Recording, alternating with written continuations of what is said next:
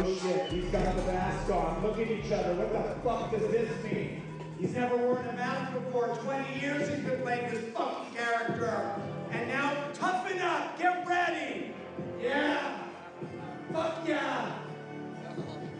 And cut. God, he looks scared. Fix him. Okay. Cut, guys. Guys, it's awesome. Great job, team. Looks really good. Really good. Okay. Yeah. I like how Sean operates on a set. He and I are the same, and like, I don't care whose idea it is. Let's make this the best thing we could possibly do. The movie has a lot of action. It has a lot of violence. How do you give the audience a full meal without it feeling like you're bludgeoning them with more of the same? For one thing, you don't do it digitally, you do it real. Then, you find a different idea for each action scene.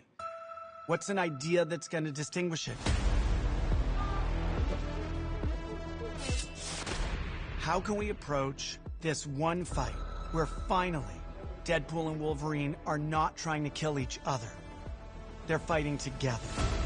Come on! How can we tell that story in a way that is emotionally satisfying, but also visually and conceptually different than everything that came before it? And that led to what we now call the Oner.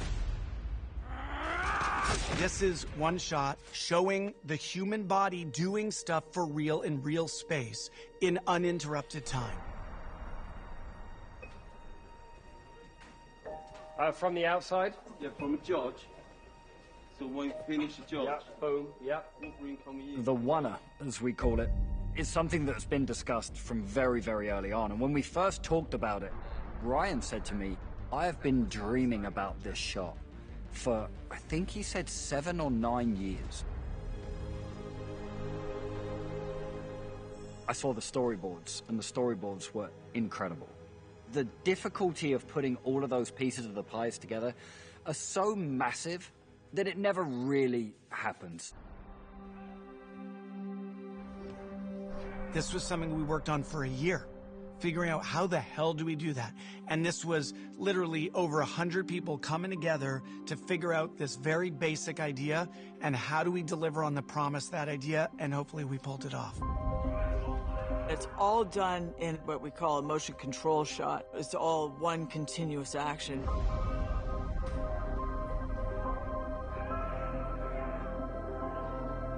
I'm here operating the Milo motion control rig. Basically, it's a machine that holds a camera and it's accurate down to microns. And the reason for this is so that we can get the camera moving and it's exactly the same time and time again. And we can repeat those passes. The Oner broke down in our minds in 4 sections. We only had a 3-hour window a day where the light would be in the correct position to make it work. And we would just get section 1 one day, and then once we'd got that section, we'd spend the rest of the day rehearsing for the next day, and then it just went on like that. Yes! We got it. We got it. It feels so iconic, this idea of these two characters in this one shot that goes along. But the reality of it was it's 3 minutes long. And I remember finishing 2 or 3 takes so out of breath. That's never happened to me before. So, yeah, we sweated.